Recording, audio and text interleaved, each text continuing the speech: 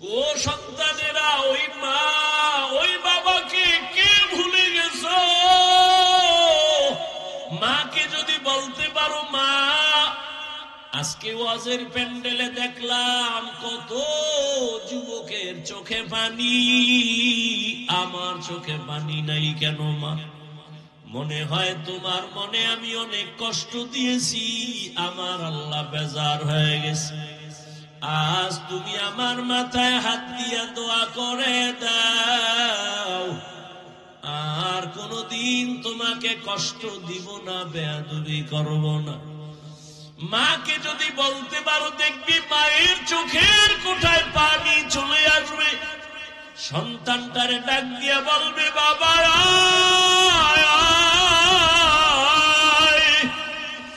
আমার বুকে আয়। মা একটা ডাক দিয়া মাথায় হাত দিয়ে একটা ডাক দিবে, ও আরশে আজিমের মালিক, আমার সন্তানটাকে কবুল করে নাও। ওরে যতই বাহাদুরি করি না কেন, আল্লাহর কসম, মা বাবার চোখের পানি আর দোয়া ছাড়া এই চেয়ারে বসতে পারি নাই রে বাবা। ওই মা বাবার চোখের পানি আর দোয়া ছাড়া টাকার মালিক হইতে পারো নাই রে সন্তান, পরীক্ষায় পাশ করতে পারো নাই। ওই মা বাবার চোখের পানি আর দোয়ার কারণে আজকে তুমি টাকার মালিক, বাড়ি গাড়ির মালিক, সম্মানের চেয়ারের মালিক।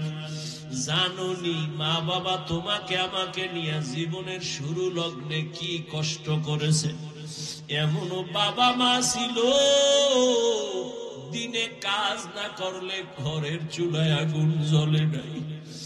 কত কষ্ট করে মা বাবা জীবনটা কাটাইছে রে সন্তান। মাঝে মাঝে মায়ের মনে চাইতো ফল খাবে, টাকার কারণে কিনতে পারে নাই। মাঝে মাঝে বাবার মনে চাইতো ইলিশ মাছ দিয়া খানা খাবে, টাকার অভাবে কিনতে পারে নাই। আজকে তুমি সন্তানের ঘরে ফলের অভাব নাই, ফ্রিজ ভরা তোমার মাছের অভাব নাই। কি লাভ হবে ওই ফল আর মাছ দিয়া? চাইলেও তো মা বাবারে আর খাওয়াইতে পারবা না। ওই মা বাবায় তো সাদা কাপড়ের প্যাকেট, ওই বাড়ির পেছনে বাস বাগানে মাটির গর্তে পড়ে আছে রে বাবা। ওই মা বাবারে আর চাইলেও ফল দিতে পারবা না, মাছ দিতে পারবা না। তবে কপাল যদি খুলতে চাও বাবা, 2 ফোঁটা চোখের পানি পাঠায়া দাও। কান্না যদি না আসে, যদি ডানে বামে কোনো কান্নাওয়ালা গোলাম পাও, হাতটা বাড়াইয়া দোয়া নিও। কান্নাওয়ালার দোয়া খালি ফেরত যাবে না রে বাবা। ওই মা বাবার জন্য দোয়া করিও, চোখের পানি সারিও, গুনাহ কমাইয়া নেক আমল করিও। জীবনটা ধন্য হয়ে যাবে, মা বাবার খেদমতের কারণে আল্লাহ খুশি হয়ে যাবে। আল্লাহ বলেন, ও মানুষ তুমি বড় দুর্বল। আমি যখন দুনিয়াতে এসেই যাচ্ছি, হঠাৎ আম্মাজান বেহুশ হয়ে পড়ে গেছে। আমার দাদি আর নানি আমাকে ধরে পরিচ্ছন্ন করে আম্মুকে ডাক দিছে, এই দেখ কত সুন্দর গোলাপ। আম্মাজান এত কষ্টর মধ্যে বেহুশ, এত চোখের পানি ফালায় কাঁদলেন, 7 আসমানের বোঝা মাথায় নিলেন। হঠাৎ আমার চেহারা দিয়ে তাকাইয়া মনে হয় মুহূর্তে আম্মাজানের কষ্ট সব শেষ হয়ে গেল। আম্মাজান আমাকে কোলে নিলেন। আমার দাদি নানি বলে, বাচ্চার কান্না বন্ধ করে দুধ দাও। আমারে দুধ দিছে, আমি খাইতে পারি না, গাল বেয়ে পড়ে গেছে। আল্লাহ কয়, দেখ আমি কত দুর্বল করে বানাইছি। অন্যদিকে তাকায় দেখ, একটা ছাগলের বাচ্চা দাঁড়ায় গেল। ডানে বামে সাহায্যকারী কেউ নাই। মায়ের দুধ কোথায় কেউ দেখায় দেয় না। ছাগলের বাচ্চা খুঁজা খুঁজা মায়ের ওলানে মুখ লাগায় দিছে। মায়ের ওলান নাকি শক্ত, দুধ আসে না। কাউকে গিয়া বলে নাই আমারে ঔষধ দাও। ওই ছাগলের বাচ্চাটাকে আল্লাহ পাক এমন ভাবে বানাইছেন, ওর কপালের সামনের অংশ বড় শক্ত। কাউকে জিজ্ঞাসাও করে নাই। ওই কপালের অগ্রভাগ দিয়া মায়ের ওলানে জোরে জোরে কয়েকটা আঘাত করা মাত্র ওলানটা নরম হয়ে গেছে। বাচ্চাটা মুখ লাগানো মাত্র দুধ ভেতরে চলে আসছে। একটু চিন্তা করো, একটা ছাগলের বাচ্চার কাছে তুমি আমি কেমন দুর্বল হয়ে পড়েছি। সেদিন আমি উত্তরবঙ্গে বয়ান করে ঘোষণা দিছি,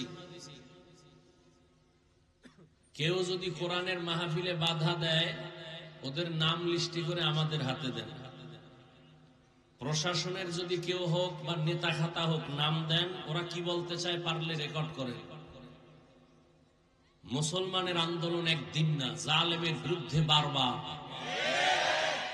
মুসলমান জীবন একবার দেয় না, দ্বীনের জন্য বারবার দেয়। এদেশে কি হবে না হবে জানি না, জালেমকে সুযোগ দেওয়া হবে না। রাজনীতির ময়দানটাকে নোংরা করে ফেলেছে এই মক্খর সুক্ষর আর ধান্দাবাজ আর চান্দাবাজেরা। ওলামায়ে কেরাম কোরআন হাতে নিয়ে রাজনীতির ময়দানে নামতে হবে। নাপাক করতে দেয়া যাবে না। নাপাক তো বহু বছর খাইছেন, আর কত আর কত। বসে বসে চাপাবাজি করে ইসলাম আর কোরআনে রাজনীতি নাই। কি বুঝাতে চায়? বলে ইসলাম ও কোরআন সব দিক থেকে কমপ্লিট, রাষ্ট্রের ব্যাপারে কোরআন শরীফ দুর্বল। আপনারা দুর্বল কোরআন মানেন। রসুল কি মদিনার রাষ্ট্র চালায় নাই? ওমরে ফারুক রাষ্ট্র পরিচালনা করেন নাই? আবু বকর সিদ্দিক রাষ্ট্র চালান নাই? রাজনীতি মানে কি? তসবিটা না। বাদশাহ হারুন রশিদ রাষ্ট্র পরিচালনা করেছেন, তাহাজ্জুদের মুসাল্লায় রাতে খোদার লগে লাইন করছেন। রাজনীতি তো হতে হবে এমন। ওমরে ফারুক দিনের বেলা মানুষের বিচার আচার করেন, রাতের বেলা এলাকায় ঘুরেন, কোন আমার প্রজা, কোন মানুষটা আমার ক্ষমতা থাকা অবস্থায় কষ্টে আছে আমি খবর নেই। এর নাম রাজনীতি। রসুল শিখায় গেছেন। এজন্য বলি পৃথিবীতে শ্রেষ্ঠ রাজনীতির কিতাবের নাম কোরআন। পৃথিবীর শ্রেষ্ঠ রাজনীতিবিদদের শিক্ষক আমার রসুল। পৃথিবীর শ্রেষ্ঠ রাজনীতির সংসদ বা পার্লামেন্ট মসজিদে নববী। মসজিদের ইমাম থাকতে হবে নিরপেক্ষ। নতুন করে স্লোগান দাও মুসলমান যুবক বাবারা, ইমামকে নিরপেক্ষ থাকতে হলে কমিটির প্রত্যেকটা দায়িত্বশীল নিরপেক্ষ থাকতে হবে। কমিটির কোন সদস্য যদি পচা ধান্দা রাজনীতি করে, ইমাম সাহেব কোরআন নিয়ে ইসলামের রাজনীতি করবে মাইক লাগায়া। এই থামো, আবেগ কন্ট্রোল করতে হবে। আবার ডাক আসবে ময়দানে, আবার আন্দোলন। তবে কোন নেতার জন্য না, কোন দল ক্ষমতায় উঠাবার আর নামানোর জন্য না, জালেমের বিরুদ্ধে।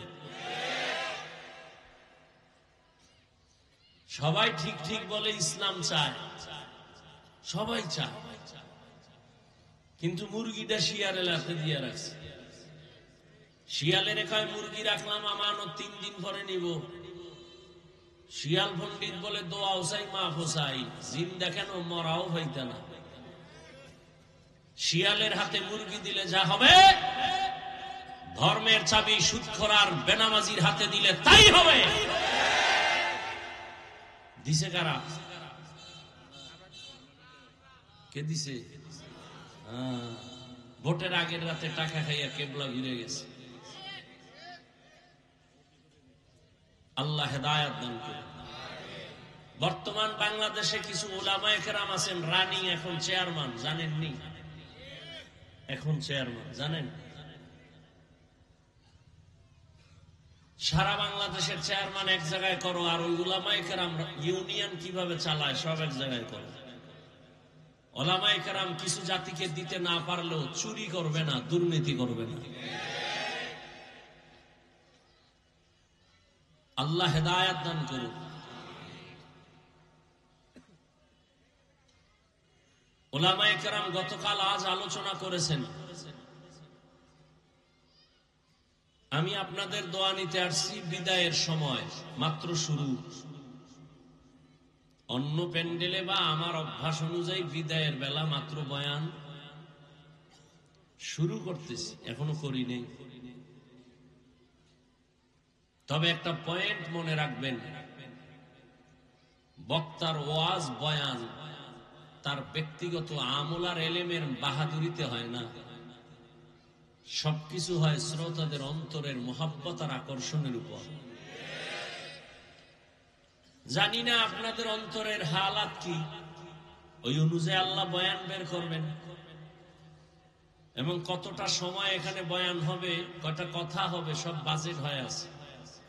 কমও করা যাবে না, বেশিও করা যাবে। তবে যারা এখানে আসছেন আপনাদের কপাল ভালো। তবে পুরা ভালো বলা যাবে না যদি দোয়া কপালে না থাকে। অনেক কপাল পরা আছে, বসছে ঠিকই, ঘন্টাকে ঘন্টা বয়ান শুনবে, মোনাজাত দিবে না। বুজুর্গ মানুষ তো, গুনাহ নাই, মোনাজাত দিয়ে লাভ কি? গিয়া বাইরে গিয়া দেখবেন বিড়ি টানে। যদি দোয়া করে চোখে পানি নিয়ে তওবা করে যেতে পারেন, আপনার মতো ভালো কপালওয়ালা আর কে হতে পারে? আজকে এখানে ওয়াজ, রসুলের হাদিস মতে প্যান্ডেল এত দামি যে বসার সাথে সাথে সবার গুনাহ মাফ। কিন্তু কপাল খারাপ যে এই ওয়াজের উপলক্ষে আবার মার্কেটও আছে,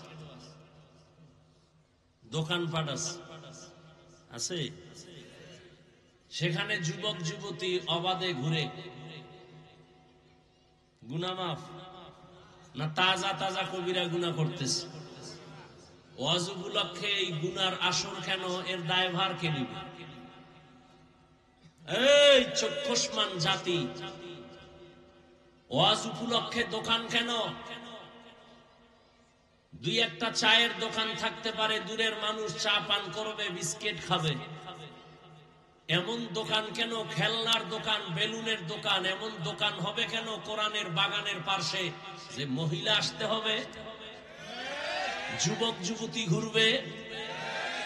খুব ভাবেন, চিল্লা চিল্লি না করে ভাবেন আসলে কথাগুলো কি, এবং এই গুনাহের দায়ভার কে নিবে?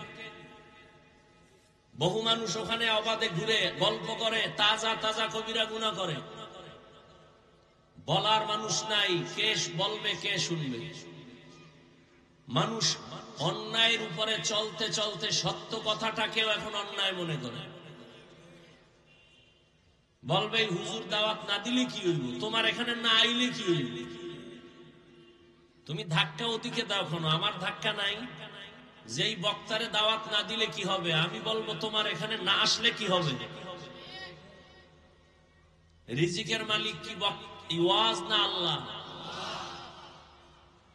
হুজুরেরা পরের বাড়ি খায়, নিজের বাড়ি কে খায়? সবাই তো পরেরটা খায়। আমগো মানুষ হাতিয়া দেয়, না নিলে কষ্ট পায়। আর যারা বুকের উপরে ছুরি মাইরা খায়, এর দোষ নাই। শাটার টান দিয়া বন্ধ করে টাকা চায়, ওই যে বলছি ধান্দাবাজ আর চান্দাবাজ। এই জমিনের মধ্যে উলামায়ে কেরাম যেই পরিমাণ কষ্ট করে, এই পরিমাণ কষ্ট পৃথিবীর দ্বিতীয় কোনো মানুষ করে না। খুব বুঝেন, কথা বুঝেন। তালে লাফাইছেন বহু বছর, বুঝেন। দুনিয়াতে উলামায়ে কেরামের মতো কষ্ট কেউ করে না, করে উলামায়ে কেরামের মতো করে না। নাম্বার 2, দুনিয়ার মানুষ কষ্ট করে নিজের পেটের জন্য, পরিবারের জন্য। উলামায়ে কেরাম নিঃস্বার্থভাবে কষ্ট করে উম্মতের জন্য। এজন্য বলি, জাতি, যুবক, জীবনে বহু বন্ধু পেয়েছো, সব স্বার্থপর। তোমার জীবনের কলিজার আপন নিঃস্বার্থ বন্ধু একমাত্র উলামায়ে কেরাম। কি পরিমাণ আমাদের গালি দাও সব আমরা জানি, কানে শুনি, একটা গালির জবাব দেই না। তোমার পার্শ্বে দাঁড়াইলে তোমার প্রস্রাব করে পানি নাও না, বিড়ি টানো, গাঞ্জা খাও, নেশা পান করো, ওদিকে না তাকায় হাসি মুখে সালামটা আলেমরা আগে দেয়, বুকে লাগায়। যদি তোমার মতো জ্ঞানী হইতাম তাহলে কানের উপর একটা থাপ্পড় দিয়া বলতাম, দূরে সর, তোর গায়ের থেকে গন্ধ আসে। তোমরা আলেমকে বোকা বলো না, আমরা এই জন্য বোকা, নাইলে কানের পর্দা ফাটায় দিতাম। আমরা বোকা দেখা বুকে লাগাই, তোমার ময়লা বুকে লাগাই, গালি দাও জবাব না দিয়া বুকে লাগাই। বর দোয়া করে না কোন আলেম, কলিজা দিয়া দোয়া করে। কোন আলেম বর দোয়া করে না, করলে চাকার তলে মাথা চলে যেত, মুহূর্তের মধ্যে টেরো পাইতাম। এই বাংলাদেশে যত আকাম কুকামার ঝামেলা দেখো, সবগুলো উলামায়ে কেরামের সাথে বেয়াদবির ফলাফল।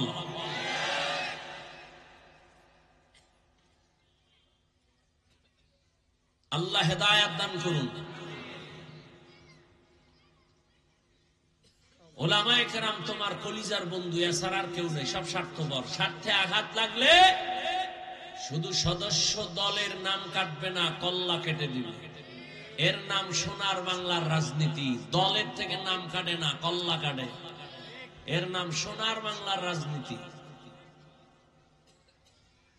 কিন্তু ভালো করে জেনে রাখো, আল্লাহর দ্বীন ইসলাম কোরআন ছাড়াই জমিনে কেউ শান্তি দিতে পারবে না, কোনদিনও না, সম্ভবই না। মোবাইল বানায় মোবাইলওয়ালা ক্যাটালগ দিছে, কেমনে চালাইলে সুন্দর থাকবে। তুমি মাস্তানি করলে মোবাইল হ্যাং হয়ে যাবে। জমিন ও আসমানের মালিক মানুষ বানায় ক্যাটালগ দিছেন কোরআন, এই লাইনে জীবন চালাও শান্তি, উল্টা পাল্টা করবা অশান্তি। আল্লাহ আমাদের বুঝার তৌফিক দান করে। টাঙ্গাইলের যুবকেরা নাকে তেল লাগায় ঘুমায়, দেশ স্বাধীন। কি স্বাধীন? দেশ স্বাধীন। আর ঢাকার শহরে মা বোনেরা সাংবাদিক সম্মেলন করে আমগো দেহ ব্যবসা নতুন করে অধিকার চাই। আমরা দেহ ব্যবসা করে খাইতাম, আবার সে অধিকার ফেরত চাই। মুসলমান তো স্বাধীনের আওয়াজ সেদিন দিবে যেদিন ইসলামের স্বাধীন হবে। মুসলমান তো চুপচাপ ঘুমাতে পারবে না, মুসলমান নিশ্চিন্তে ঘুমাবে সেদিন এদেশের প্রত্যেকটা মসজিদ, মাদ্রাসা, ময়দানে, গ্রামগঞ্জে উলামায়ে কেরাম বুক ফুলাইয়া কলিজা দিয়া বয়ান করবেন। কোন বেনামাজি সুদখোরের অনুমতি লাগবে না যেদিন। এদেশের মুসলমান আরামে নিশ্চিন্তে ঘুমাবে সেদিন এদেশের প্রত্যেকটা মাদ্রাসা, মসজিদের কমিটির মধ্যে বেনামাজি থাকবে না যেদিন।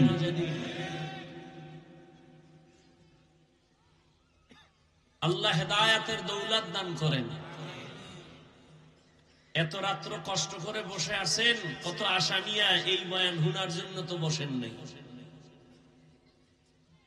সত্য কথা বলবে কে আর শুনবে কে? আমরা না বললে বলবে কে? ভুল হলে দাঁড়ায় যাবেন যে হাফিজ ভাই কথাটা কোরআন সুন্নাহর ব্যতিরেক, যৌক্তিক নয়, কানে ধরে সবার সামনে তওবা করব। এবং এই ভয়ও নাই যে আমি আপনাদেরকে সবাইকে বড় হুজুর বানায় এখান থেকে যাব, না, এত ঠেকা আমার নাই। বরং আমি আপনার দরদি হইয়া আপনাকে চাইবো, আপনার চেয়ারে রাইখা জান্নাতের পথ কেমনে পান সে পরামর্শ দিব, অন্য কিছু না। আপনি স্কুলে পড়েন, কলেজে পড়েন, চাকরি করেন, ব্যবসা করেন, ওখানে থেকে কিভাবে জান্নাত পাবেন সে পরামর্শ দিব, অন্য কোনো বয়ান নেই। আমি বলবো না যে আমি পাঁচকল্লি মাথায় দিছি আপনারাও দেন, না হয় জাহান্নামী। আমি কওমি মাদ্রাসার সন্তান, আপনি কওমিতে আসেন, না হয় জাহান্নাম। তাবলীগের লাইনের সন্তান, এই লাইনে আসেন, না হয় জাহান্নামে যাবেন। আমি পীরের মুরিদ, আপনি পীরের কাছে যান, না হয় জাহান্নামে যাবেন। না, এমনটা বলি নাই, বলবো না। তবে ভালো আর মন্দ এটা আপনার সামনে পেশ করব, বিবেক দিয়া সমাধান আপনাকে নিতে হবে। ইয়া আইয়ুহাল্লাযীনা আমানুস্তাঈনু বিস-সাবরি ওয়াস-সালাহ ইন্নাল্লাহা মা'আস-সাবিরিন। আল্লাহ বলেন, হে মুমিন, তোমরা সাহায্য প্রার্থনা করো সবর ও সালাতের মাধ্যমে। নিশ্চিত আমি আল্লাহ সাবিরিন যারা তাদের বন্ধু হয়ে থাকবো। এই যুবক বাবা, মোনাজাতটা দিয়ে চলে যাবো, তুমি বাসায় যাও, আমার জরুরত নাই। আর উঠার ব্যারাম থাকলে ভিতরে ঢুকছো কেন? কত আলেমরা মাঠে বসা, কত সাদা দাড়িওয়ালারা বসা, এদের ডেঙ্গিয়ে বের হও, ভয় লাগে না? মাওলায় যদি বাসায় আগে না নেয় যাইতে পারবা? একজনে 1.5 ঘন্টা আগে রওনা হয়েছে, সবার আগে বাসায় যাবে। আর একজনে মোনাজাত না দিয়ে যাবো, তো মোনাজাত দিয়ে বিদায় হয়ে হেরে গিয়ে দেয় রাস্তার মাঝে খাড়ায় রয়েছে, চাক্কা 3টা ভাঙচার হয়ে গেছে। এখন এই রাত্রে হসপিটাল পাবে কই? উনি তো চলে গেছে।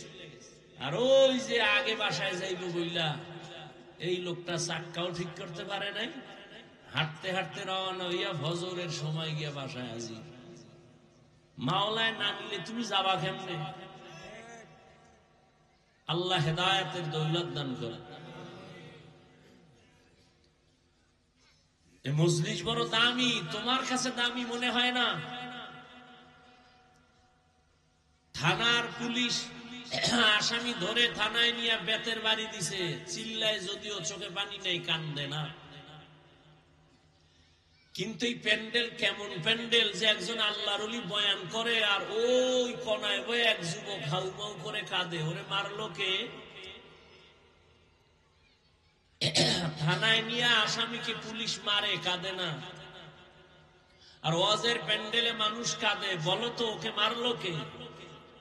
কুত্তারে আল্লাহ বিবেক দেয় না, মানুষকে দিছে। একটু ভাবো, মানুষকে আল্লাহ বিবেক দিয়েছে, কুত্তা শুয়ারের দেয় নাই। ভালো মন্দ যাচাই করো, ভাবো এই প্যান্ডেলটা কেমন প্যান্ডেল যে মাইক ছাড়া কান্দে। তোমার চোখে পানি নেই কেন? তুমি আর একজনের পানি দেখা তুমি ভাবতেছো কাঁদে কেন? প্রশ্ন নিজেকে করো, যদি আকল ঠিক থাকে ও কাঁদে, আমি কাঁদি না কেন? প্রশ্ন নিজেকে করো। তুমি প্রশ্ন করো এই লোকটা চিৎকার দিল কেন কোরআনের বাগানে বসে? প্রশ্ন ওকে করো না, তোমাকে করো, তুমি চিৎকার দাওনি কেন? এটা হাসার প্যান্ডেল না কান্নার প্যান্ডেল? তো কান্নার প্যান্ডেলে কান্না করা স্বাভাবিক, কান্না না আসা অস্বাভাবিক। কান্না যার আসছে তোর কপাল ভালো, তোমার কান্না কেন আসে না? তুমি তওবা করো, তোমার উপরে কে বেজার? নাকি মা বাবা বেজার, না আল্লাহ বেজার? ভাবো।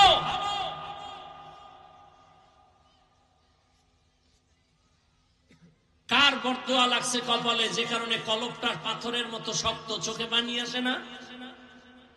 হাফিজুর রহমান কি হেদায়েতের মালিক?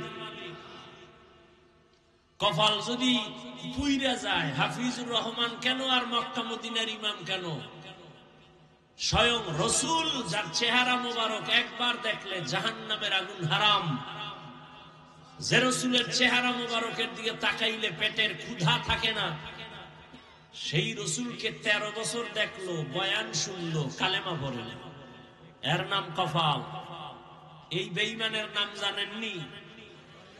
এর নাম কপাল। আর অন্যদিকে 27 বছরের যুবক তরবারি নিয়ে যায় নবীকে জবাই করতে। নবীজির চেহারা দেখে তরবারি ফালায় কয় নবী কল্লা কেটে দেন, তবে কালেমার রশিটা আগে লাগায় দেন। এর নাম কপাল। কেউ এখান থেকে বয়ান করে আবু জাহালের মতো বয়ান শুনে রাস্তায় গিয়া দোষ শুরু করবে, কপাল। আর কেউ ওমরের মতো মেজাজ নিয়ে বৈশা গুনার কথা স্মরণ করে তওবা করবে, আরে আমি ভাবছিলাম অনেক বড়, আসলে তো আমি কুত্তার চেয়েও খারাপ। কুত্তা তো মালিকের মানে, বেতন পায় না, লাথি পায়, আর বড় মালিকের মানে। আমি তো মালিকের সব খাইয়া মালিকের চিনি না, মানবো কি? আমি তো কুত্তার থেকেও খারাপ। ওমরের মেজাজওয়ালা চোখে পানি নিয়ে যাবে ফজরে মসজিদে হাজির। এর নাম কপাল। ওয়ালাকাদ যারানা লিজাহান্নামা কাসীরাম মিনাল জিন্নি ওয়াল ইনসি লাহুম কুলুবুন লা ইয়াফকাহুনা বিহা ওয়া লাহুম আ'য়ুনুন লা ইউবসিরুনা বিহা ওয়ালাহুম আযানুন লা ইয়াসমাউনা বিহা উলাইকা কাল আনআমি বাল হুম আযাল উলাইকা হুমুল গাফিলুন।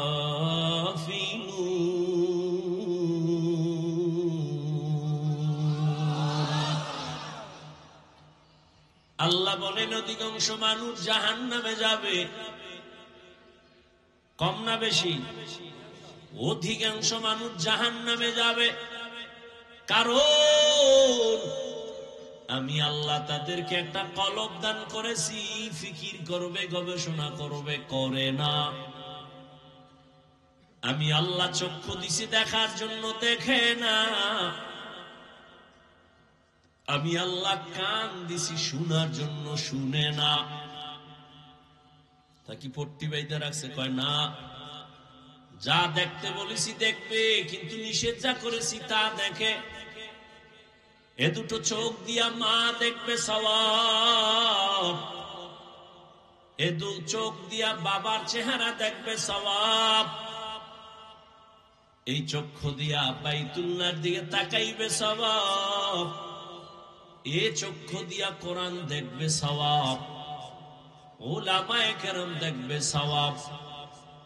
কিন্তু না, আমার দেওয়া চক্ষু দুইটা দরওয়াজা জানালা বন্ধ করার পর সারাটা রাত মোবাইলের দিকে তাকায়া কবিরা গুনাহ দেখছি, কবিরা গুনাহ, কবিরা গুনাহ। সারা রাত কবিরা গুনাহ করার কারণে আজকে যুবক চেহারাটার মধ্যে কোনো নূর নাই। চেহারাটার দিয়ে তাকাইলে মায়া লাগে না রে বাবা। কেন? 40 বছর পর্যন্ত কোনদিন চেহারায় মেডিসিন দিবি না, নষ্ট হবে না।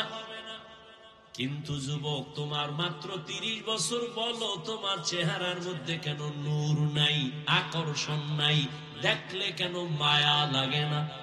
সারা রাত গুনাহ করেছো মোবাইলে, এর কারণে আমার আল্লাহ তোমার উপরে বেজার, চেহারার নূর আল্লাহ নিয়ে গেছেন।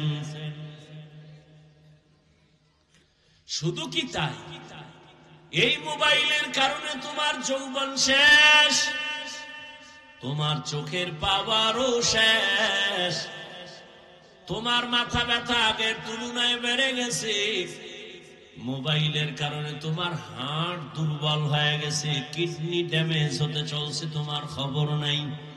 এমন একটা সময় আসবে, আসল সময়, চোখের পানিগুলো পড়বে, চোখের পানি মুছার আপন কেউ থাকবে না। সময়ের কালে যৌবন পাবি না, কান্নার আওয়াজ। সময়ের কালে চোখের পাওয়ার থাকবে না, শুধু কান্নার আওয়াজ। ও যুবক, তোমার মতো যুবক কি তোমার লাইনে নাই? 5 বেলার নামাজ পড়ে মোবাইলে গুনাহ করে না, দাড়িওয়ালা, জীবনে মাদ্রাসায় পড়ে নাই, তোমার লাইনে, জেনারেল লাইনে থাইকাও নামাজ ছাড়ে না, নাই। তুমি দরওয়াজা জানালা আটকাইয়া তোমার পায়ের জুতা খুইলা কপালে বাড়ি মাইরা বলবি, এরে কপাল পোড়া, তোর কপাল এত খারাপ কেন? তোমার মতো যুবক স্কুল কলেজে পড়ে, নামাজ পড়ে, দাড়িওয়ালা, ঢাকা বিশ্ববিদ্যালয়ে যাইয়া দেখো, পেছন দিক দিয়া তাকাইলে মনে করবা মসজিদের খতিব, অথচ জীবনে মাদ্রাসায় যায় নাই। মনেরে বুঝাইও রে বাবা, তোমার মতো যুবক রাস্তায় গাড়ি চালায়, আজান হলে নামাজে দাঁড়ায়, বলো তুমি কেন পারো না? তোমার উপরে কার যেন অভিশাপ লাগছে। খোদায় কানে দইরা তওবার প্যান্ডেলে বসাইছে, ওমরের মতো মনটা তৈরি কর, আজকে এখান থেকে গুনাহ নিয়া বাসায় যাবি না।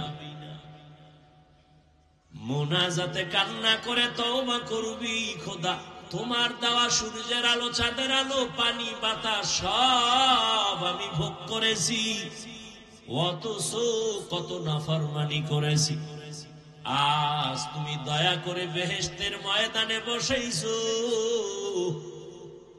মইরা গেলে যাব, তওবার নিয়ত করতেছি, আর দাড়ি কাটবো না, নামাজ ছাড়বো না, বেপরদায় চলবো না, মা বাবার সাথে বেয়াদবি করবো না। তওবা কইরা যদি বিদায় হও, আমার মালিক এত দয়াময়, আল্লাহ না করুন যদি এই তওবা কইরা যাওয়ার পথে মরিয়া যাও, বিনা হিসাবে জান্নাত। আতিনা ফি দারে দুনিয়া না হাসান, আতিনা ফি দারে উকবানা হাসান, ইয়া গিয়াসাল মুস্তাগীসিন ইহদিনা লিফতিখারা বিল উলুমে ওয়াল গিনা। হর গরিদে নেকো তু তৈয়ার है, जो न मांगे उससे तू बेजार है।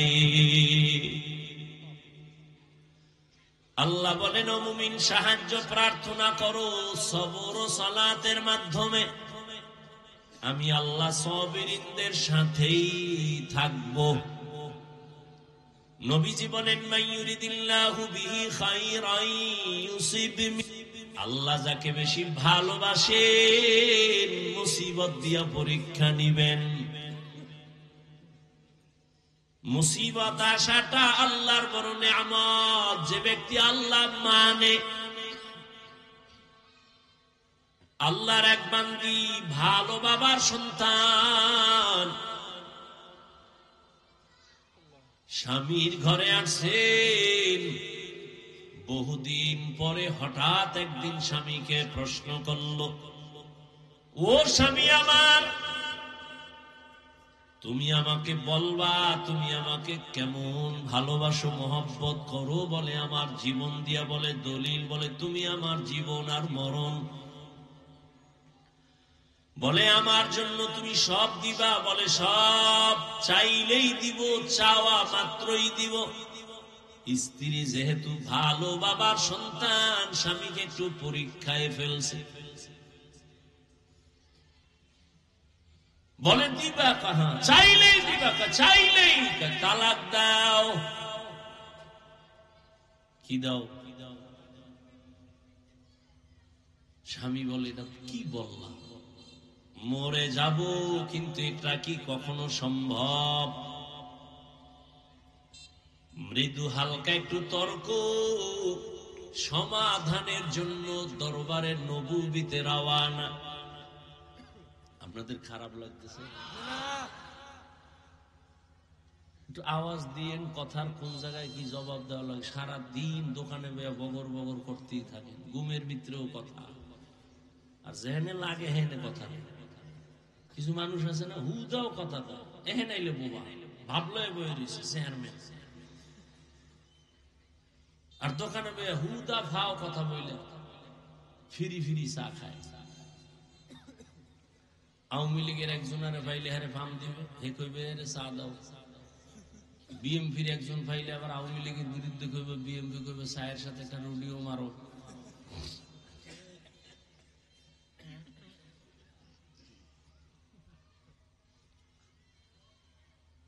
স্বামী আর স্ত্রীর মাঝে মৃদু তর্ক,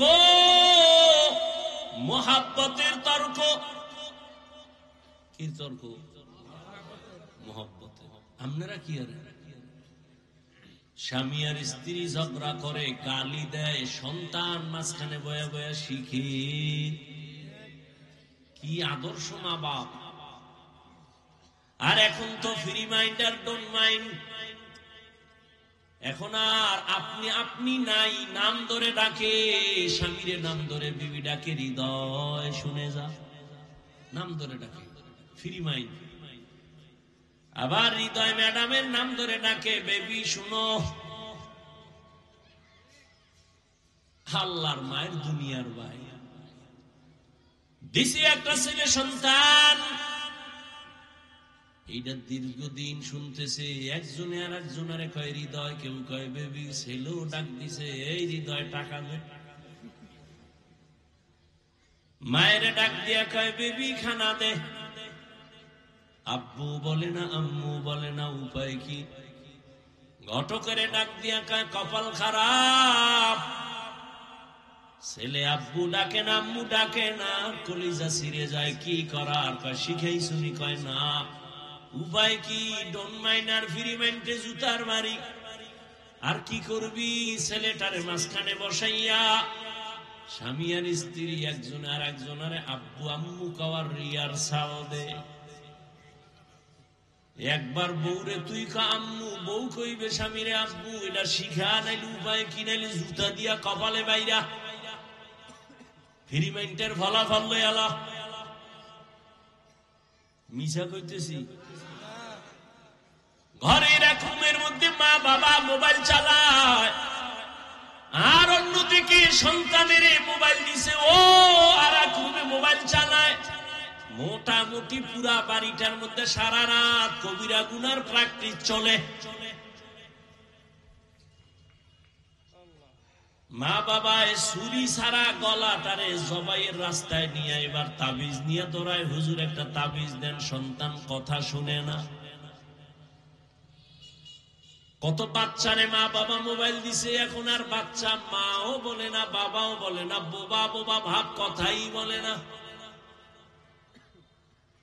একজনে কয় হুজুর একটু তেল ভরা পানি ভরা দিবেননি। আমি বললাম জুতা ভরা দিলেও কাজ হবে না।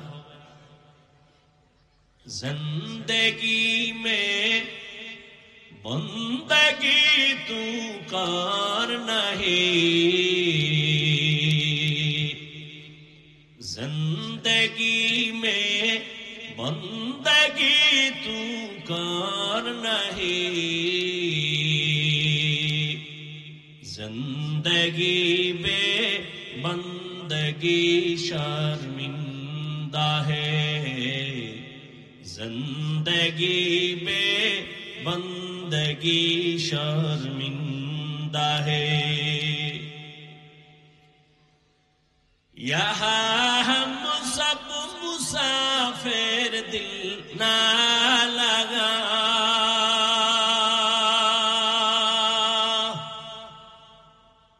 अहले दिल की नजर से रूह करता जा,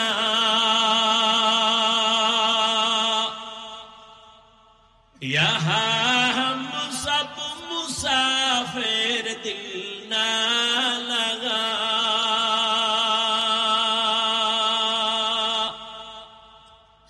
अहले दिल की नजर से रूह करता जा, शाह दौलत सब फकीर घर नेक नहीं, शाह दौलत सब फकीर घर नेक नहीं, जिंदगी में बंदगी तू कर नहीं, जिंदगी में बंदगी तू कर नहीं, जिंदगी में बंदगी शर्मिंदा है, जिंदगी में बंदगी शर्मिंदा है, जिंदगी में बंदगी कुन बंदगी, बंदगी बे जिंदगी शर्मिंदगी।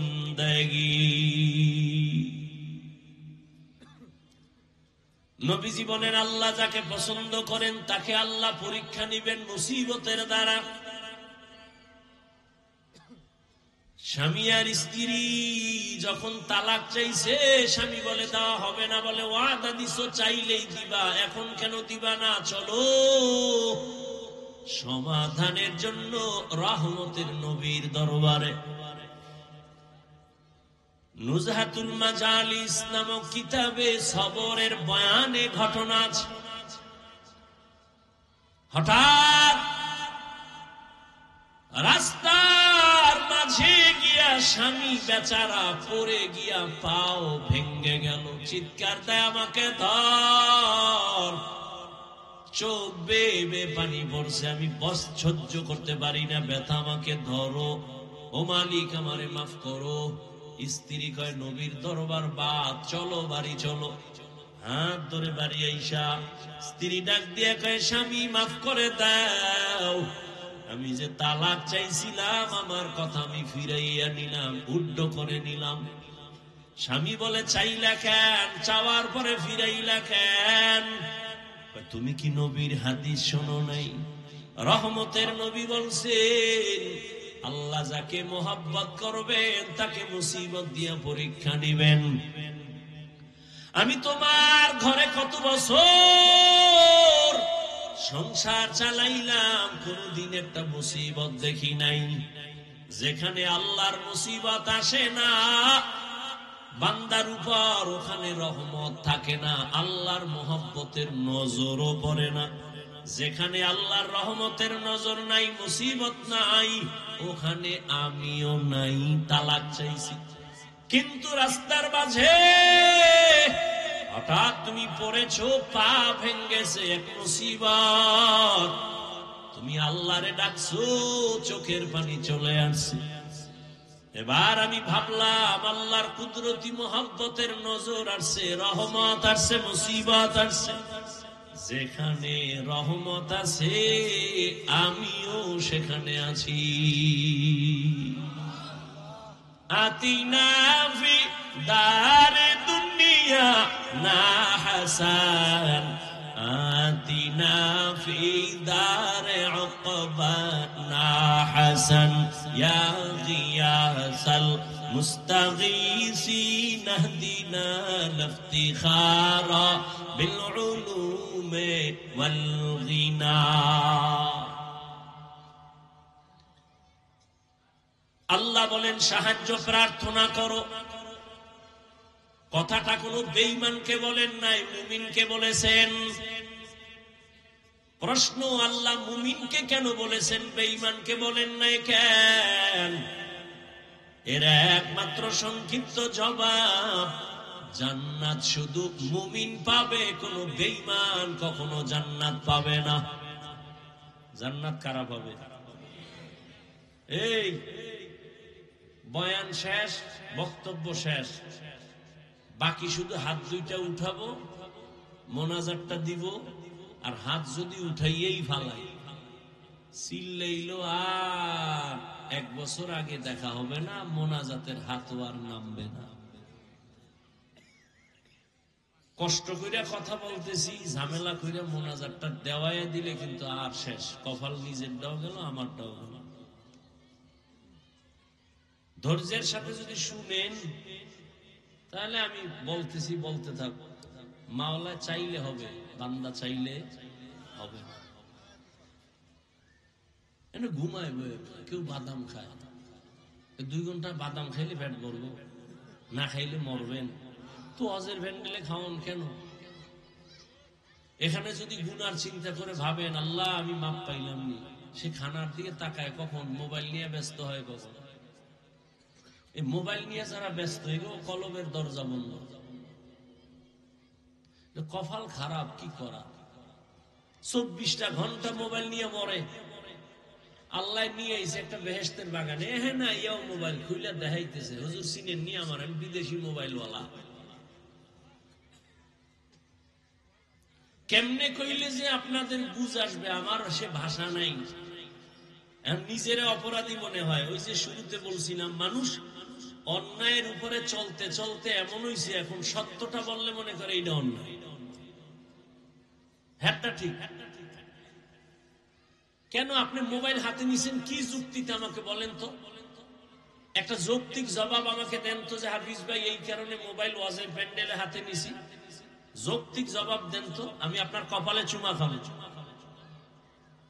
আপনি আকাম ছাড়া কিছু করতেছেন?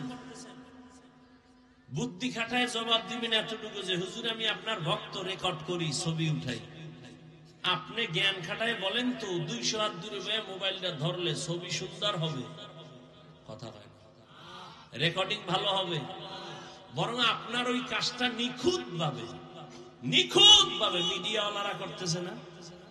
তা আপনার বয়ান প্রয়োজন হইলে সকালবেলা ডাউনলোড করে নিয়ে যাবেন।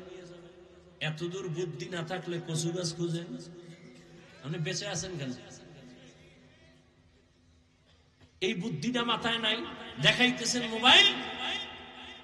আর মোনাজাতের পরে যদি মোবাইল জিনে নিয়ে যায় তা আমও গেল, সালাও গেল, কচু গাছ খুঁজেন। পাগল হয়ে গেছে মোবাইল নিয়ে, ছবি ছবি ছবি। বাথরুমতে বাইরে দিয়ে হ্যাঁ মোবাইল ধরে গেছে। আমি ভিতরে আইলি না কেন? বেয়াদব!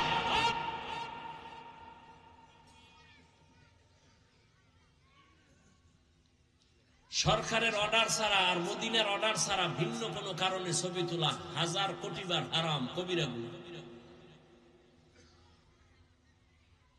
পাগল হয়ে গেছে ছবির জন্য।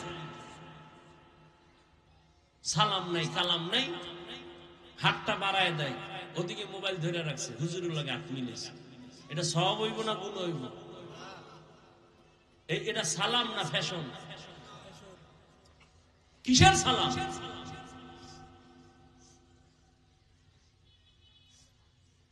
পাও তৈরি যদি হিন্দুরে বুঝাইতাম না, সবটি মদিনার পাগল হয়ে যেত। মুসলমান দিদি খোদায় পারে না, আমি কেমনে পাবো? এত বড় মহামারী দিয়েও দাড়ি উড়াইতে পারে নাই। করোনা দিছে, এরপর মদখোর মদ ছাড়ে না। আলেমের সাথে বেয়াদবি বন্ধ হয় না, সুদখোর সুদ ছাড়ে না। তা আমি কি পারব?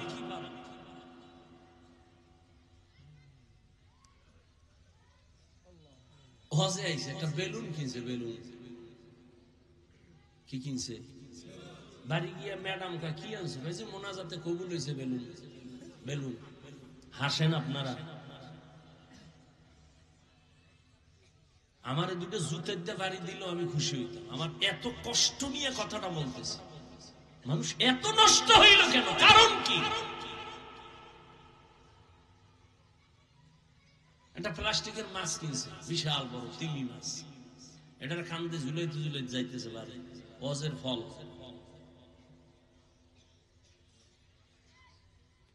ঘুমের মধ্যে ঠাডা পড়তো, খালি মোহাম্মদের উম্মত হইছে, এই জন্য বাইসা গেল। মোহাম্মদের উম্মত না হইলে ঘুমের থেকে উঠাতে একটা চেহারা কুত্তার মতো হয়ে গেছে, শুকরের মতো হয়ে গেছে। মোহাম্মদের উম্মত হয়ে সারলা। কপাল খারাপ, চিনলা না সে মোহাম্মদ নবীকে।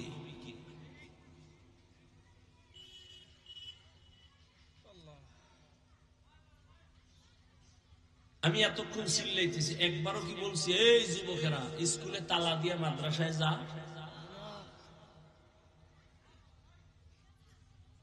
আর কেমনে বুঝাইলে এ জাতি দিনের পথে আসবে? কই আমার দলের দিকে ডাকি নেই তো, আমার দলই নাই, আমার ডাকমু কি?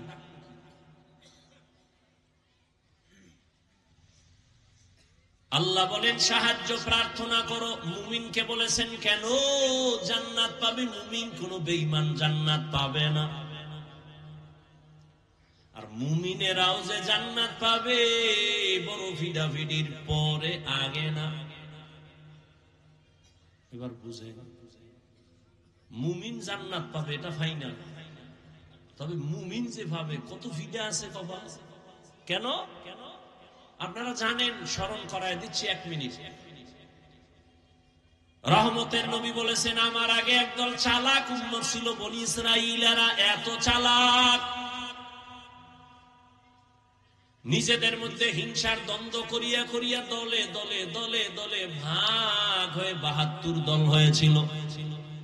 আমার উম্মত আরো চালাক, আমার উম্মতের মধ্যে আরো একটা দল বেড়ে যাবে। কয় দল হবে টোটাল? কুল্লুহুম ফিন্নার, সব জাহান্নামে যাবে, ইল্লা মিল্লাতান ওয়াহিদা, এক দল জান্নাতে যাবে। ক্বালু মান হিয়া ইয়া রাসূলুল্লাহ, সাহাবায়ে কেরাম বললেন ইয়া রাসূলুল্লাহ সেই দলটা জান্নাতে যাবে তাদের পরিচয় কি? রহমতের নবী বলেন মা আনা আলাইহি ওয়া আসহাবি। নবী যদি বলতেন আমি মুহাম্মদের আদর্শ যারা মানবে জান্নাতি, যথেষ্ট ছিল। কিন্তু নবী এতটুকু বলেন নাই। নবী বলেন আমি মুহাম্মদ আর আমার সাহাবায়ে কেরাম যে আদর্শের উপরে আছে, এই আদর্শ মানিয়া যারা চলবে তারা জান্নাতে যাবে। অতএব এখন ভালো করে শুনেন, দুনিয়ার মধ্যে যারা বলে আমি মুহাম্মদ নবী মানি, সাহাবা মানি না, তাদেরকে ভেবে নাও তারা মুসলমান ঠিক, তবে ৭২ দল জাহান্নামীদের অন্তর্ভুক্ত। আর একটা পয়েন্ট এখানে আপনারা হয়তো শুনেন নাই, শুনে থাকলে আবার শুনেন। ৭২ দল জাহান্নামে যাবে। এই যে ৭২ দল জাহান্নামী, এখানে কোনো হিন্দু নাই, বৌদ্ধ নাই, খ্রিস্টান নাই, ইহুদি নাই, সব মুমিন আর মুসলমান। এই যে ৭২ দল জাহান্নামী, এরা কি বিধর্মী? প্রত্যেকটা ৭২ দলের লোক মুমিন মুসলমানের ভেতর থেকে। এবার বুঝেন কোন কাতারে আছি, চিন্তা করেন। আল্লাহ আমাদের সবাইকে হেদায়েত দান করেন। আল্লাহ বলেন সাহায্য প্রার্থনা করো হে মুমিন। এখন প্রশ্ন হলো সাহায্য চাইতে বললেন কেন? সাহায্য তো চাইবে ওই ব্যক্তি যে একা চলতে পারে না, সে আরেকজনের সাহায্য চায়। আল্লাহ বলেন মুমিন তোমরা সাহায্য প্রার্থনা করো। কেন সেই প্রশ্নটা 1 মিনিটে বলবো, বুঝেন। নাম্বার 2, সাহায্য যদি প্রয়োজন হয় কার থেকে আমরা চাইবো সেটাও আমাদের ফয়সালার বিষয়। যদিও জিগাইলে সবাই কিন্তু আল্লাহর কাছে চাইবো, কিন্তু এটা তাজা মিথ্যা কথা। কারণ এই দেশের জাতি যদি আল্লাহর সাহায্য চাইতো, সুদি কারবারি এনজিওরা 100 বছর আগে পালায় যাইতো। বরং এখন এনজিও আরো জেতা হয়ে গেছে। 20 বছরে যে গর্তের মধ্যে ছিল, এখন স্বাধীন হওয়ার পরে তাজা, কি তাজা হয়ে গেছে সব এনজিও। আল্লাহ হেদায়েত দান করেন।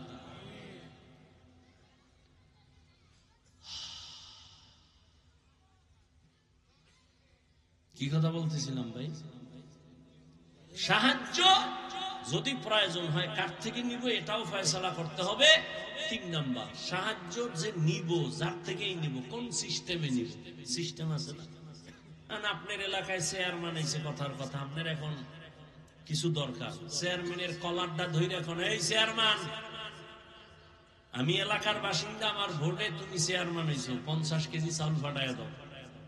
দিব না জুতা মারবে? বল 50 কেজি কেন, 50 বস্তা দিব, নিয়ম অনুযায়ী চাও। সাহায্য চাইবো কেন? প্রথম প্রশ্ন, কেন সাহায্য চাইবো? সাহায্য তো ওই ব্যক্তির প্রয়োজন যে একা চলতে পারে না। তার জবাব আল্লাহ কয় সব মানুষ তুমি এতটাই দুর্বল। ওয়া খুলিকাল ইনসানু যায়ীফা, আমি মানুষকে বড় দুর্বল করে বানাইছি, এরা সবাই দুর্বল। একটা ছাগলের বাচ্চা সবল, মানুষ দুর্বল। একটা ছাগলের বাচ্চা যখন দুনিয়াতে আসে, তাকাইয়া দেখি ওরে আকলওয়ালা মানুষ। ছাগলের বাচ্চা দুনিয়াতে আসা মাত্র 4 পায়ে দাঁড়ায় যায়, ডানে বামে সাহায্যকারী কেউ নাই। তুমি আমি এখন যে মাস্তানি ভাব নিয়ে চলি, তুমি আমি কি ছিলাম? দুনিয়াতে যখন আসছিলাম আমার আব্বা জানের কণ্ঠ এত ছোট, আমার আম্মা জান যখন কথা বলেন ভেতরের রুমের থেকে সামনের রুমে কোনো মানুষ শুনে না, এত পর্দা করেন আমার আম্মা। কিন্তু আমি যেদিন দুনিয়াতে আসবো আম্মা জানের প্রসব বেদনা শুরু হয়ে গেছে। আম্মা জানের অচেতনতার কান্নার আওয়াজ পাশের বাড়ি পর্যন্ত চলে গেছে। মায়ের কান্নায় পাশের বাড়ির মানুষ ঘুমাইতে পারে না। আমার আম্মা জান এত অসহায়, আমার দাদি নানি আম্মাকে সান্ত্বনা দেয়, আম্মার কান্না বন্ধ হয় না। এক পর্যায়ে মা কান্না করে কয়, যাও, আমার মাথায় 7 আসমানের বোঝা, আমি মরিয়া যাব, যাও বের হও, আমার স্বামীকে একান্তে আমার 1 মিনিট কথা বলার সুযোগ দাও। আমার আব্বা জানের ডাইকে আমার আম্মা জান হাত ধইরা হাউ মাউ করে কান্না করেছেন আর বলছেন, ও স্বামী, মা বাবার মায়া ত্যাগ কইরা তোমার ঘরে আসছি, কিন্তু মন ভরে খেদমত করতে পারি নাই, মাফ করিয়া দিও, কোন দাবি রাখবা না, আমি বিদায় হয়ে যাইতেছি, 7 আসমানের বোঝা মাথায়, বাচ্চার প্রসব বেদনা সইতে পারি না। আব্বা জানো চোখের পানি ছেড়ে বিবিকে ডাক দিয়া বলছে, বিবি ধৈর্য ধারণ করো, কান্না করিও না বলিয়া আমার বাবা চোখের পানি নিয়ে দৌড়াইয়া যায় না, মাঝে চলে গেছে, সিজদায় গিয়া কান্না করে, হে মালিক, আমার স্ত্রীকে তুমি সুস্থ করে দাও, আমার সন্তানকে সুস্থ অবস্থায় দুনিয়ায় পাঠাও।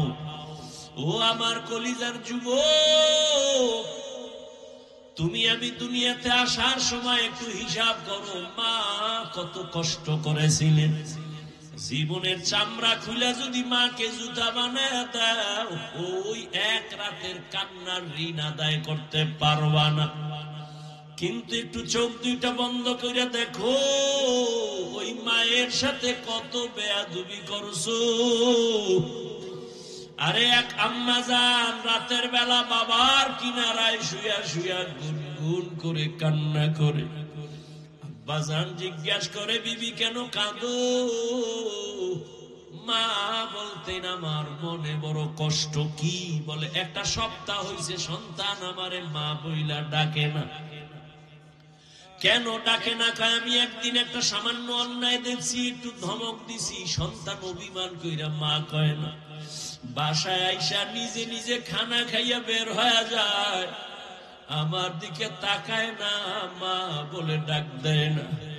আব্বা জান সান্ত্বনা দিয়ে কয়, বিবি ঘুমাও, খানাও খাও। সন্তান ভুল বুঝতে পাইরা একটু পরে আইসা তোমারে মা বলে ডাকবে।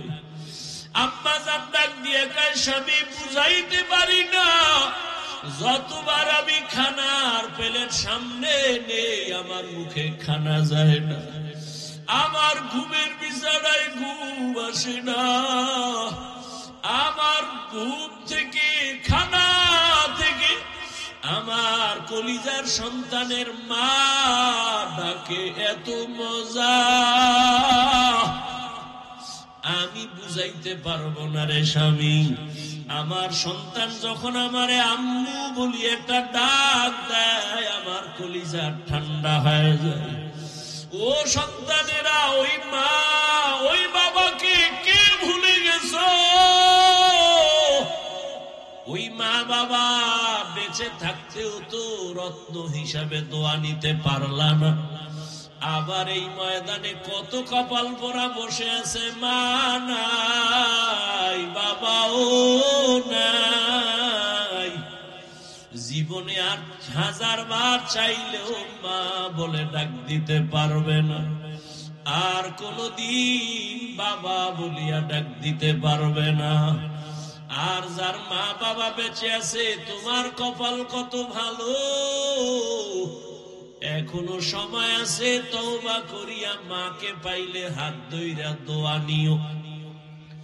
মাকে যদি বলতে পারো, মা আজকে ওয়াজের প্যান্ডেলে দেখলাম কত যুবকের চোখে পানি, আমার চোখে পানি নাই কেন মা?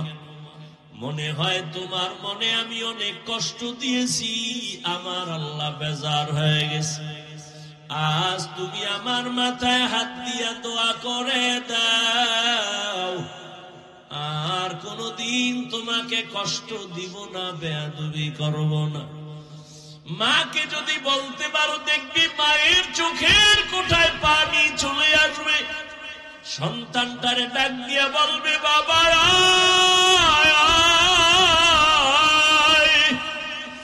আমার বুকে আয়। মা একটা ডাক দিয়া মাথায় হাত দিয়ে একটা ডাক দিবে, ও আরশে আজিমের মালিক, আমার সন্তানটাকে কবুল করে নাও। ওরে যতই বাহাদুরি করি না কেন, আল্লাহর কসম, মা বাবার চোখের পানি আর দোয়া ছাড়া এই চেয়ারে বসতে পারি নাই রে বাবা। ওই মা বাবার চোখের পানি আর দোয়া ছাড়া টাকার মালিক হইতে পারো নাই রে সন্তান, পরীক্ষায় পাশ করতে পারো নাই। ওই মা বাবার চোখের পানি আর দোয়ার কারণে আজকে তুমি টাকার মালিক, বাড়ি গাড়ির মালিক, সম্মানের চেয়ারের মালিক। জানোনি মা বাবা তোমাকে আমাকে নিয়ে জীবনের শুরু লগ্নে কি কষ্ট করেছে? এমনও বাবা মা ছিল দিনে কাজ না করলে ঘরের চুলায় আগুন জ্বলে নাই। কত কষ্ট করে মা বাবা জীবনটা কাটাইছে রে সন্তান। মাঝে মাঝে মায়ের মনে চাইতো ফল খাবে, টাকার কারণে কিনতে পারে নাই। মাঝে মাঝে বাবার মনে চাইতো ইলিশ মাছ দিয়া খানা খাবে, টাকার অভাবে কিনতে পারে নাই। আজকে তুমি সন্তানের ঘরে ফলের অভাব নাই, ফ্রিজ ভরা তোমার মাছের অভাব নাই। কি লাভ হবে ওই ফল আর মাছ দিয়া? চাইলেও তো মা বাবারে আর খাওয়াইতে পারবা না। ওই মা বাবায় তো সাদা কাপড়ের প্যাকেট, ওই বাড়ির পেছনে বাস বাগানে মাটির গর্তে পড়ে আছে রে বাবা। ওই মা বাবারে আর চাইলেও ফল দিতে পারবা না, মাছ দিতে পারবা না। তবে কপাল যদি খুলতে চাও বাবা, 2 ফোঁটা চোখের পানি পাঠায়া দাও। কান্না যদি না আসে, যদি ডানে বামে কোনো কান্নাওয়ালা গোলাম পাও, হাতটা বাড়াইয়া দোয়া নিও। কান্নাওয়ালার দোয়া খালি ফেরত যাবে না রে বাবা। ওই মা বাবার জন্য দোয়া করিও, চোখের পানি সারিও, গুনাহ কমাইয়া নেক আমল করিও। জীবনটা ধন্য হয়ে যাবে, মা বাবার খেদমতের কারণে আল্লাহ খুশি হয়ে যাবে। আল্লাহ বলেন, ও মানুষ তুমি বড় দুর্বল। আমি যখন দুনিয়াতে এসেই যাচ্ছি, হঠাৎ আম্মা জান বেহুশ হয়ে পড়ে গেছে। আমার দাদি আর নানি আমাকে ধরে পরিচ্ছন্ন করে আম্মুকে ডাক দিছে, এই দেখ কত সুন্দর গোলাপ। আম্মা জান এত কষ্টর মধ্যে বেহুশ, এত চোখের পানি ফালায় কাঁদলেন, 7 আসমানের বোঝা মাথায় নিলেন। হঠাৎ আমার চেহারা দিয়ে তাকাইয়া মনে হয় মুহূর্তে আম্মা জানের কষ্ট সব শেষ হয়ে গেল। আম্মা জান আমাকে কোলে নিলেন। আমার দাদি নানি বলে, বাচ্চার কান্না বন্ধ করে দুধ দাও। আমারে দুধ দিছে, আমি খাইতে পারি না, গাল বেয়ে পড়ে গেছে। আল্লাহ কয়, দেখ আমি কত দুর্বল করে বানাইছি। অন্যদিকে তাকায় দেখ, একটা ছাগলের বাচ্চা দাঁড়ায় গেল। ডানে বামে সাহায্যকারী কেউ নাই। মায়ের দুধ কোথায় কেউ দেখায় দেয় না। ছাগলের বাচ্চা খুঁজে খুঁজে মায়ের ওলানে মুখ লাগায় দিছে। মায়ের ওলান দেখি শক্ত, দুধ আসে না। কাউকে গিয়া বলে না আমারে ঔষধ দাও। ওই ছাগলের বাচ্চাটাকে আল্লাহ পাক এমন ভাবে বানাইছেন, ওর কপালের সামনের অংশ বড় শক্ত। কাউকে জিজ্ঞাসাও করে নাই। ওই কপালের অগ্রভাগ দিয়া মায়ের ওলানে জোরে জোরে কয়েকটা আঘাত করা মাত্র ওলানটা নরম হয়ে গেছে। বাচ্চাটা মুখ লাগানো মাত্র দুধ ভেতরে চলে আসছে। একটু চিন্তা করো, একটা ছাগলের বাচ্চার কাছে তুমি আমি কেমন দুর্বল হয়ে পড়েছি। দুনিয়াতে মানুষের মতো দুর্বল কোন প্রাণী আল্লাহ বানান নাই। একটা পিপিলিকার কাছেও দুর্বল, একটা মশার কাছেও দুর্বল। আল্লাহ বলেন, এই দুর্বলতা নিয়ে কেমনে তুমি জান্নাতের পথে চলবা? মেধার বেলায় দুর্বল, দুনিয়ার বেলায় দুর্বল, আখিরাতের জ্ঞানের বেলায় তুমি দুর্বল। আবার যেই দুনিয়ার মধ্য দিয়ে জান্নাতে যাইবা, দুনিয়ার পরিবেশ বড় খারাপ, চারদিকে গুনাহ, করতে না চাইলে জোর করে করাবে, গুনাহ করতে না চাইলেও তোমাকে জোর করে করানো হবে। তুমি যদি চোখের হেফাজত করতে চাও, তোমার চোখ হেফাজত করতে দিবে না। আবার তোমার পরিবেশ বড় খারাপ, অন্যদিকে তোমাকে পেছন থেকে টানতেছে তিন শ্রেণীর শয়তান। এক শয়তান হলো জিন শয়তান, আর এক শয়তান মানুষ শয়তান, আর এক শয়তান তোমার বডির ভেতরে নফস শয়তান। এত ঝামেলার মধ্যে বলো আমি দুর্বল, কেমনে জান্নাতের পথে যাব? অন্যের সাহায্য ছাড়া চলা যাবেই না। এখন বলে তাহলে সাহায্য আমি কার কাছে চাইবো? বলে তিনটা দুর্বলতা যার নাই তার কাছ থেকে সাহায্য চাইলেই পাইবা। এক নাম্বার দুর্বলতা নাই মানে তার পেছনে কোনো টান নাই। দুনিয়াতে যত মানুষের পেছনে টান, সামনে যত যেতে চাই পেছন থেকে আমার সন্তান ডাকে বাবা দাও, স্ত্রী বলে দাও, মা বলে দাও, বাবা বলে দাও, যত আগাতে চাই পেছনে তত টান। দুই নাম্বার দুর্বলতায় জমিনে যার অভাব নাই। দুনিয়াতে একটা মানুষও পাওয়া যাবে না যার অভাব নাই, বরং যার টাকা যত বেশি তার অভাব তত বড়। যত বড় লোক সব অভাবী। গরিবেরা যদি বড় লোকের কাজ না করেও ভঙ্গু, জনমের মতো ভঙ্গু। ওর খানা পাকায় দেয় কাজের লোক, কারণ বিয়া করছে চৌধুরী বংশের মাইয়া, পাক কইরা খাওয়াইতে পারবে না।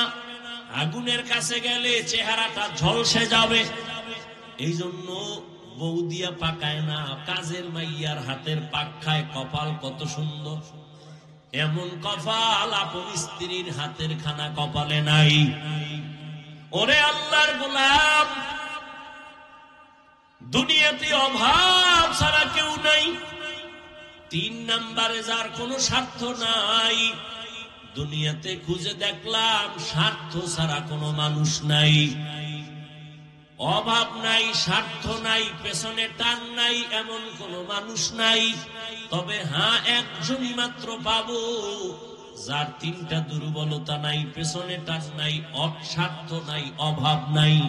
তিনি হলেন একমাত্র আমার আল্লাহ। ইয়া আইয়ুহান নাস আনতুমুল ফুকারাউ ইলাল্লাহ ওয়াল্লাহু হুয়াল গানিয়্যুল হামিদ।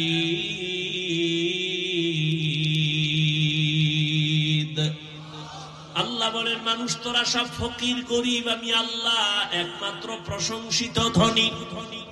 আল্লাহর কোনো পেছনে টান নাই, ছেলে মেয়ে নাই, স্বার্থ নাই, অভাব নাই। ওই আল্লাহর কাছে চাইলেই আল্লাহর বান্দা পেয়ে যাবে, কিন্তু চাওয়া লাইন মতো চাও, লাইন ছাড়া চাইলে হবে না। বলে কেমন লাইন? এক, ধৈর্যের মাধ্যমে চাও। দুই, নামাজের মাধ্যমে চাও। আজ আমাদের ধৈর্য নাই, নামাজেরও খবর নাই। ওরে আল্লাহর গোলাম, ও যুবক বাবারা, আমি শুরু থেকেই তো তোমাদের বলতেছি, তুমি স্কুলে পড়ো আলহামদুলিল্লাহ, বাধা নাই। চাকরি করো, বাধা নাই। ওখানে থাইকা আল্লাহর হুকুম মতো আগাও। তোমার মতো যুবক স্কুল কলেজে পড়িয়াও তো পারো নামাজ পড়তে, কেন তুমি পড়ো না? ও পর্দার আড়ালের আম্মা জান বোনেরা, আপনার মতো কত মা পর্দা করে, স্বামীর মাল হেফাজত করে, মোবাইলে চরিত্র বিক্রি করে না, নামাজ ছাড়ে না, আপনি কেন পারবেন না? ও যুবক বাবারা, বৃদ্ধ বাবাজি, এখনো সময় আছে তওবা করার। জীবনে তো গুনাহ কম করেন নাই, এখনো আল্লাহর কাছে তওবা করেন। মনে মনে যদি বলতে পারেন, হে মালিক, জীবনে শয়তানের ধোঁকায় পড়ে গুনাহ করেছি, মনে হয় জানো গুনার কারণে আমার হাত না পাক, আমার চোখ না পাক, জিহ্বা না পাক, অন্তর না পাক। এ গুনাহ নিয়ে কবরে যেতে চাই না রে আল্লাহ। দুনিয়াতে একটা মশার কামড় সইতে পারি না, কবরে গুনাহ নিয়ে গেলে আযাব কেমনে সহ্য করব। তওবা করে নিলাম রে মালিক, মরিয়া গেল আর নামাজ ছাড়বো না, দাড়ি কাটবো না, বেপরদায় চলবো না। ও আমার বাবাজিরা, ও পর্দার আড়ালের মা বোনেরা, ও যুবক, যদি তওবা করার মতো অন্তর তৈরি হয়, মনে মনে আল্লাহকে বলো, ও আল্লাহ, তুমি তো রিজিকের মালিক, হায়াতের মালিক, সম্মানের মালিক। মরিয়া যাই আর বেঁচে থাকি আর কোনদিন চাকরি করি, ব্যবসা করি, তোমাকে ভুলবো না। উলামায়ে কেরামের পরামর্শ নিয়ে নবীর তরিকায় চলবো, মা বাবার দোয়া নিয়া, মুরব্বী শিক্ষকদের দোয়া নিয়া চলবো, আর গুনাহ করব না। তওবা করার মতো যদি কারো অন্তর তৈরি হয়, মুনাফিকি যদি না থাকে, খাঁটি তওবার নিয়ত যাদের আছে, দুটো হাত আল্লাহকে দেখাইয়া দাও। আয় আল্লাহ, আমাদের হাতগুলো কবুল করে নেন। আয় আল্লাহ, আমাদের তওবা কবুল করে নেন। আয় আল্লাহ, তওবার উপরে মজবুত হইয়া চলার মতো তৌফিক দান করেন, আমিন।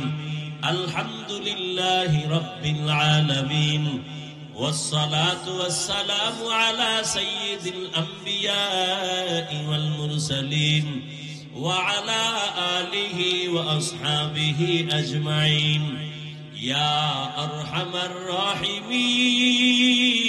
الراحمين يا أرحم الراحمين يا أرحم الراحمين رب ارحمهما كما ربياني صغيرا اللهم إنك عفو كريم تحب العفو فاعف عنا اللهم إنا نسألك رضاك والجنة ونعوذ بك من سخطك والنار উদয়ার মালিক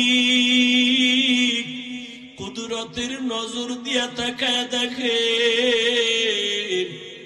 দুনিয়ার বাড়িওয়ালাদের দরজাগুলো বন্ধ, আপনার রহমতের দরজাগুলো বন্ধ নাই। ও আল্লাহ, আমরা জীবনে যেদিন আসছিলাম, মা কত আনন্দ, বাবা আনন্দিত, কত পবিত্র ছিলাম। আজকে দুনিয়ায় আসিয়া শয়তানের ধোকায় পড়ে পবিত্র জীবনটারে নাপাক করেছি।